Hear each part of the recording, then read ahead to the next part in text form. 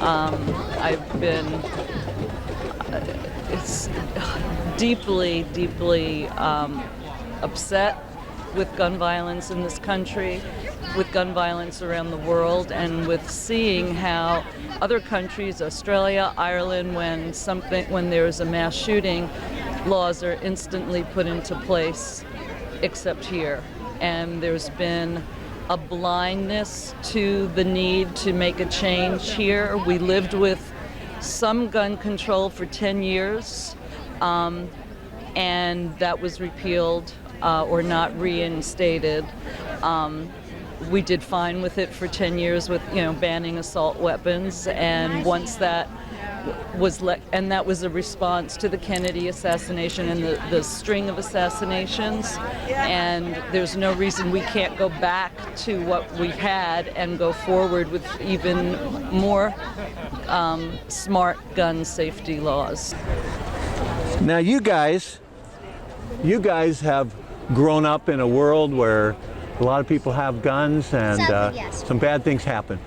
What are you hoping for in your lifetime in the way of things to change? What would you like to see? I would like to see gun laws passed. I'd like to see background checks happen. I'd like to see our president not being dumb, and we should have rights. We're going to school to learn. We're not going to school to be shot up and killed. Do you think it's too easy sometimes for people to get guns? Yeah, they need to do background checks, because someone that might be mentally ill could go in and buy a gun, and then what happened in a lot of the gun cases with schools, that's happened because someone who's mentally ill has gone into a gun store and they've bought guns, and then our president is also funding the NRA, so I think that's bad too.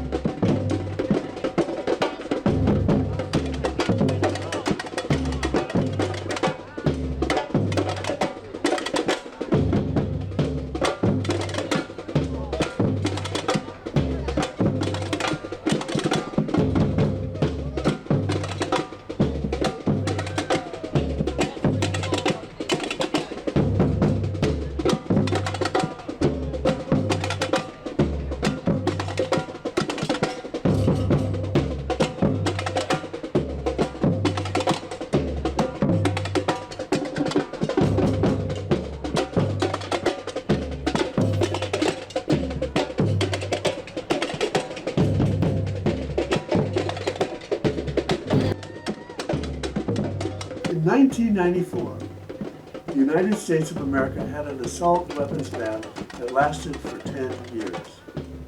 At that time, there were over 8 million assault-style weapons owned by civilians. The ban expired in 2004, and today there are approximately 20 million assault weapons owned by the citizens in this country. Hello, I'm Brent Carlson, and thanks for joining us for Brethren Voices. In 2018, March for Our Lives began by the survivors of that horrific shooting at Stoneman Douglas High School in Florida. The goal of the organization, March for Our Lives, is not one more. No more school shooting drills, no more burying loved ones. It's now 2022, and everywhere we look, gun violence is decimating our families and communities. Mass shootings are happening everywhere we live, in shopping malls, concerts, schools, places of worship. According to the statistics, in 2021, over 44,000 people died in America from gun violence. That's over 120 Americans dying every day from gun violence. 120 plus lives lost every single day. I'm an American citizen, and I think what's going on in this country is really, really sad. I'd say more sad than anything. And I have children and grandchildren, and I don't want them hurt. I want safe gun laws. I don't want to take guns away from everybody. I want safe gun laws. I want legislatures to do their job. To add to what Vicki said, I would agree, number one, with everything she has said, and we need common sense laws to make guns safe. We need more mental health services for the people who are able to buy guns and then go off and do these horrific acts. We need, I'm a new grandma, and I want the world to be a kinder, gentler, more sane place. I don't understand why you have to register your car, you have to get a driver's license. It's a deadly force. Well, but you can just walk in and buy an assault rifle and a big magazine in many states and go out and just start shooting. I mean, it doesn't make any sense. The argument that we don't need this, we need this. What has been happening in the last, 10 years is horrific. You know, when Sandy Hook happened, everybody said, oh, things are going to change. Nothing happened. And I can't, as an American citizen, as a voter, a grandma, this is wrong. It's just wrong. And I think we know a lot of people who have guns and hunt. I mean, my husband's a duck hunter. His shotgun is locked up safely, and that's where it stays. And when he goes out gun hunting, Oregon did a really courageous thing last term of the legislature. We now have requirements about safe storage of guns, and people are liable if they don't do that, and the gun is, stolen and used. And maybe that's what we have. We just have to do more things like that, because it's ridiculous. It's just, yeah. It doesn't make any sense. No, it makes no sense. It makes no sense. When we first started this, I'm mad as hell, and I'm not going to take it anymore. Hi, my name is Ella. Ella. Nice to meet you, Ella. And why are you here? I'm here for gun rights and not to shoot other people for no reason. So for stricter gun laws and all that, right? Yeah. Yeah. What grade are you in? I'm going on 4th grade. Wow. Have you had one of those shooter trainings yet? Active shooter trainings? I've only had lockdown drills. Yep. Okay. And that's pretty much it. Okay. Well, That's what they call them, huh? Yeah. Yeah. And what's your name? My name's Oliver. Oliver? Yes. And how are you today? Good. Are you happy to be here? Yeah. What? And tell us why you're here. I'm here to make better gun laws. So people don't get hurt like when they're in school. It's pretty scary sometimes. Yeah. And what grade are you in? 3rd. 3rd grade. Well, he's going on 4th. We're twins. So in September you'll be in the 4th grade? Yeah. And you're their mother. I am their mother, yes. What's your name? My name is Melissa, and I'm here because I don't think they should be afraid when they're in school. It's been a long time since lockdown drills started. I was in high school when Columbine happened, and I can't believe we're still having this conversation. What do you hope that this will accomplish? I hope it will accomplish just the risk being taken seriously and common sense gun laws being enacted at the federal level, because I think that's really what needs to happen. So my hope is they'll take notice and start paying attention. Rallies were held at over 450 locations in the United States and worldwide. We found that many folks were attending because they just simply want common sense gun laws. It's the first time I've done a March for Our Lives march. And why did you come out today? I came out because I have a grandbaby that graduated kindergarten this year, and I have a 2-year-old grandson, and I don't want them to live in fear, and I don't want their parents to live in fear, and I believe that our government has got to take responsibility and stand up for the people of this country. So are you here with somebody else or just by yourself? I am here with all of the people here and with all of the people that can't be here because for whatever reason they can't be here. I'm standing for them as well. And what do you hope this will accomplish? I hope that the politicians will hear our voice and hear that the majority of Americans want gun safety and want controls to be put in place to protect people and to understand that there are certain guns that are not necessary, that should not be on the streets, should not be available to people, and they need to stand up and do their jobs. Even in this relatively small group, we found some folks who unfortunately had experienced violence from guns themselves or known victims of gun violence. That's okay. My name is Stacy.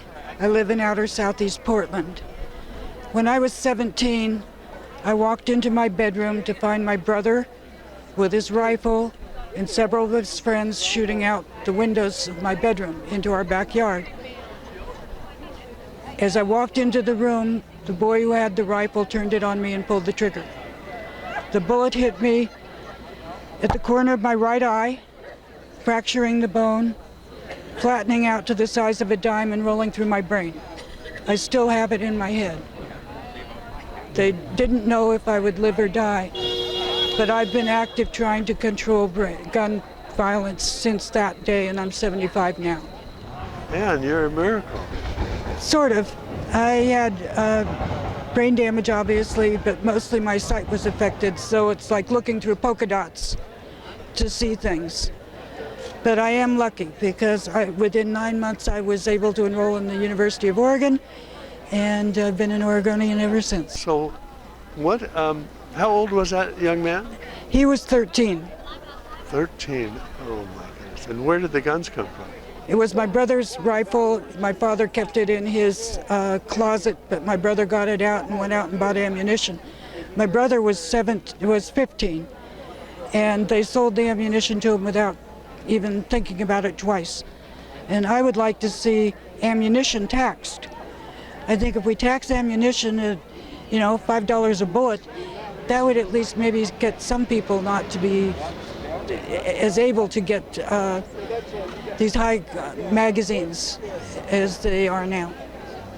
Well, we're very happy you're here, very grateful to hear your story, and bless you, and thanks God for your being here and living to be 75. Yeah, and I'll be 76 in July. And I hope that this march does make a difference. I really do. It's time for people to think twice about the prevalence of guns, because when I grew up, my father was a criminal defense attorney, and there was no problem with saying you can't have a sawed-off shotgun, you can't have a submachine gun. No one thought twice about it. It's only since, about 1992 or so, that we started hearing people yapping about Second Amendment rights. You didn't hear that before. You never did. We met with Paul Kemp, who has been actively involved in working for common sense solutions for gun safety, following his brush with violence. During the Christmas season of 2012, Paul picked up his sister from the Clackamas Center Mall outside of Portland, Oregon, following the deadly shooting in which 2 people were killed and another third person was injured. One of the victims killed that night was his brother-in-law, the husband of his sister. Paul carried photos of 2 of the victims to the rally. Once you have that, a personal experience, there's no doubt in your mind anymore that these weapons should be off the streets. Yeah, and what really, I picked up my sister from the mall shortly after the shooting, and what really got me was, again, I grew up with guns. I grew up hunting in Michigan, and I still own firearms, and I asked the question the next morning when the officer came over, because he told us how the shooter got the hold of the gun, and I said, well, doesn't Oregon have a safe storage gun law? And he said, no. So I said, you mean the guy that left the guns fully loaded and unlocked and didn't tell his police his friend had taken the guns faces no consequences? And he said, that's right. And then I started looking at gun laws around the country, and I realized how misinformed I was. And that's what really got me angry. And I've been involved with Everytown and Giffords and Brady and all the groups since then for 10 years. What's the law in the state of Oregon at this time about gun safety? We recently passed a law, finally in the legislature, requiring safe storage of firearms. And there's no criminal penalty, but there's a civil penalty if children access the firearm, and then the penalties ratchet up if anyone is injured. And then there's also some civil penalties if you don't report a theft or a loss in a timely manner. And it was the only thing we could get passed. Some states have some criminal penalties that go with it, but it was the best we could do in Oregon. And even though a civil suit would not bring somebody back, it would strengthen the ability to get a civil court and win a civil case. And I think until people start facing consequences for their actions, no one's going to change the behavior. And that was part of the reason to do that, is to get people to change their behavior. And the gun culture around the country. There are several states that have child access prevention laws now on the books, and we need more, and we need a national standard for it before it'll change people's behavior. Children who attended this rally expressed a lot of fear and concern. Some shared about the training that they have received in school to deal with active shooters.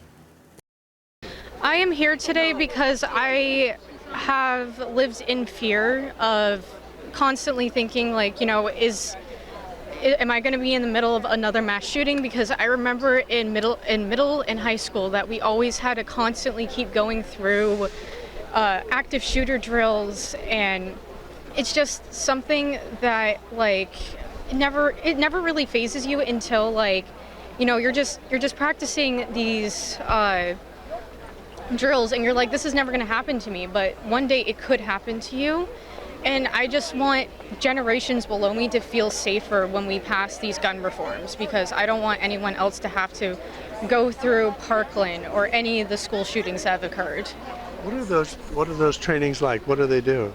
Well, the trainings for us personally, what they have us do is we have to turn off the lights, find a good hiding spot, but the thing is, they tell us when we have to do these hiding spots, we can't conglomerate into one corner, otherwise whoever breaks into the room could all get us in one go, and it's a really scary thought. So we have to disperse through the room, and then even tell us if worse comes to worse, the person breaking in, we have to grab whatever we can, throw stuff, or even grab scissors to stab the person if they come close. And how old were you when you went through one of those trainings for the first time? I would say definitely maybe around 6th grade is around that time. About 12 years old. They started teaching you how to defend yourself. Yeah, they did. It was... and also for me personally, I just feel like now it's kind of becoming normalized, and I don't want that to be something that's completely normalized for other generations. So when you say normalized, you actually think about this all the time. I do, yes, because it's constantly happened so many times that it feels like now there's some people that are telling us you have to accept this as being part of your normal lives, and I don't want to do that. I don't want this to be normalized. I don't want to, because for me, I have severe anxiety issues, and when the last mass shooting happened in Texas, I started having anxiety attacks because I was fearful about going into my job, which I'm working at Target currently, and it gets busy there constantly, and I always think about too, even when I'm working this is a busy place. What if another mass shooting were to happen here? Absolutely. So you're a student at Lewis and Clark, and you're working part-time? Yes, I am. So does your employer talk to you about active shooters? Actually, yeah. We had this little mini training module about what to do when we have to experience an active shooter at Target as well. They tell us to hide and even grab like some merchandise that we can help ourselves to defend with.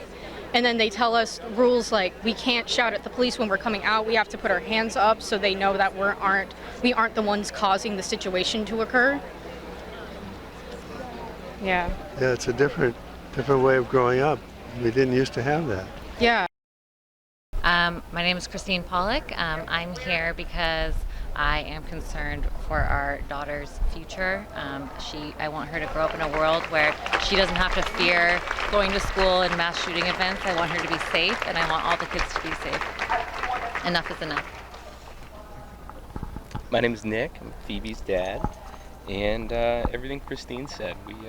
Phoebe's our first daughter and our first child, and just can't imagine a world where she has to worry about getting shot at school. So I want to show solidarity, and hopefully change will come. And you're both teachers? We are. Well, tell us about your perspective as teachers and what grades you teach. We teach at Lewis and Clark Montessori Charter School, which is a mixed age group. So I teach 1st through 3rd grade. And I teach 4th through 6th. And I feel strongly that gun control is what our country needs, and that the lack of it in every state, there's a correlation between the lack of gun control and the amount of killings every day that are allowed. And I really feel strongly that the restrictions should be 21 at least, and that these high assault weapons and magazines should be not so easy for people to get. So background checks, definitely more strict background checks. Here because it feels like something I can do to try to keep the environment at school more safe for students. I do not like the way in a capitalist system the people that are making a profit off of guns have so much power. And I'm here because we go into those classrooms every day, and we have to tell those children that they're safe. And what are we going to do about it to make sure that's a reality? And saying that we're going to arm teachers that is not the kind of environment that we want for children, right? We can do better. Enough is enough. Enough is enough. Enough is enough. Enough is enough. Enough is enough. Enough is enough. Enough is enough. I'm here because I want to fight against gun violence and stop it from spreading among the U.S. Kate, how old are you? I'm 11, about to turn 12. What grade in school? 7th. 7th grade? Yeah. Are you getting an active shooter training in school? Yeah, we are. With lockdowns and stuff like that. And everything. Yeah. What do you think about all of that? I think that can help a lot with, I think that can help with like getting us prepared in case something like that does happen. We'll know what to do. You feel a little safer because of that? Yeah, I do feel a lot safer because I know what to do in case that happens. Do you think about active shooters and what would happen if somebody came to your school very often? I mean, I'm thinking about it more and more because in the last couple weeks there have been threats of shooting the school, and that has made me a lot more scared than I used to be when there wasn't. Threats in your school? Yes. One time there was also like somebody who was pretending to have a gun outside the school, and it was during lunch, so everybody had to go in, and that was also scary, but it wasn't a gun, so that was fortunate. It was a false alarm? It was. But scary just the same? It is, yeah. Are your friends, do they talk about this, what would happen if a shooter came to your school? Yeah, we sometimes we'll be hanging out, and then we'll talk about what would we do if that would happen and where would we go. We talk about that sometimes during lunch, just us. What are your hopes that will happen from the demonstrations like this? I hope that people will learn from it and know that's not okay and help, and they will take part in protests and things like that.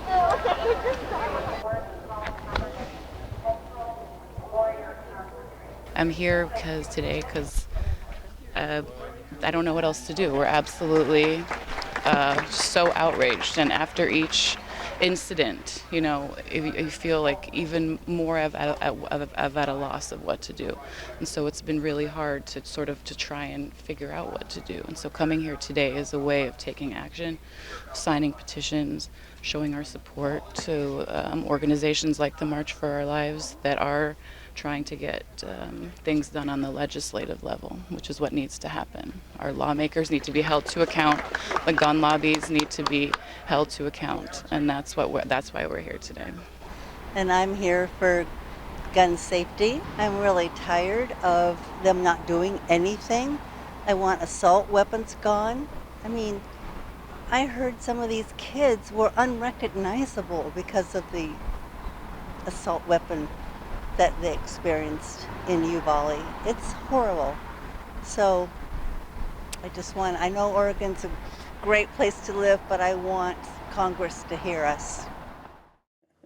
We want to thank all of the folks who shared their thoughts and concerns with us on this program, and we're hopeful for an end to gun violence, which has plagued this country historically. In June of this year, a gun safety bill was passed in the U.S. Congress and signed by the President less than 5 weeks after the Uvalde, Texas tragedy. But this bill did not ban assault weapons or high-capacity magazines. And I don't think the Founding Fathers in 1791 anticipated machine guns or assault rifles. We're concerned about the new law. Is it enough? The Church of the Brethren has historically advocated for the ways to make peace. This is Brent Carlson, wishing you peace. Pass it on.